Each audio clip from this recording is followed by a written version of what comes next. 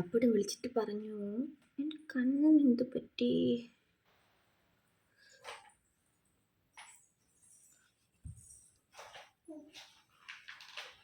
എന്ത് പറ്റി?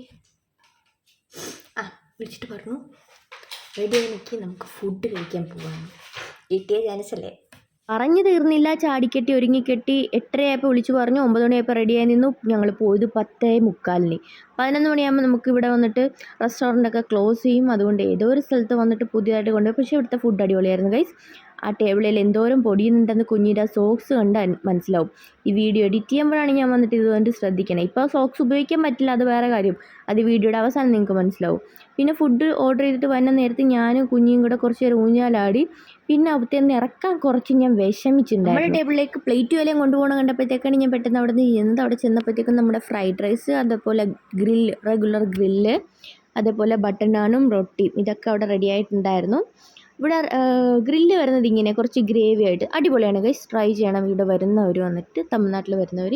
അങ്ങനെ ഞാൻ വന്നിട്ട് കഴിക്കാൻ വേണ്ടി തുടങ്ങി. മയനീസും ഒന്ന് വാങ്ങിച്ചിട്ടുണ്ടായിരുന്നു. അടിപൊളി ഫുഡായിരുന്നു ഗൈസ്.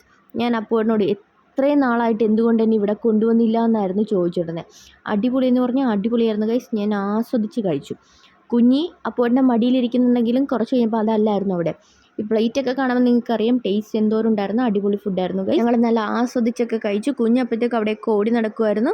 ഞാൻ നേരത്തെ പറഞ്ഞ ആ സോക്സിൻ്റെ അവസ്ഥ, ആ കാലുകളിലേക്ക് ഒന്ന് നോക്കൂ നിങ്ങൾ. ബില്ല് പേ കഴിഞ്ഞപ്പോൾ കുഞ്ഞ് ഇവിടുത്തെ ചേച്ചിനെ വശീകരിച്ച് വാങ്ങിച്ച കപ്പലിന് മിഠായി ഞാൻ അവളുടെ അടുത്ത് തട്ടിയെടുത്തു. പിന്നെ അത് കഴിഞ്ഞപ്പോഴത്തേക്കിനും നമ്മൾ കുഞ്ഞിൻ്റെയും അവളുടെ അപ്പയുടെയും കുറച്ച് ഫോട്ടോ ഒക്കെ എടുത്തായിരുന്നു അവിടെ വെച്ച്. എന്തായിരുന്നു സന്തോഷം എന്നറിയാമോ? ഒന്നാമത് അപ്പോഴുടെ മുതുകത്തിരിക്കണതിൻ്റെ സന്തോഷവും ആകെ അവൾക്ക് എന്ത് ചെയ്യണം എന്നറിയാൻ മേലാതെ ഭയങ്കര ഹാപ്പി ആയിരുന്നു അവൾ. സന്തോഷം കൊണ്ട് ഒച്ചയെടുത്തങ്ങ് ചിരിക്കുകയായിരുന്നു. പിന്നെ ഒരു വിധത്തിൽ ഞങ്ങൾ അവിടെ നിന്ന് കൊണ്ടുപോകുന്നു ഗൈസ് അവളെ.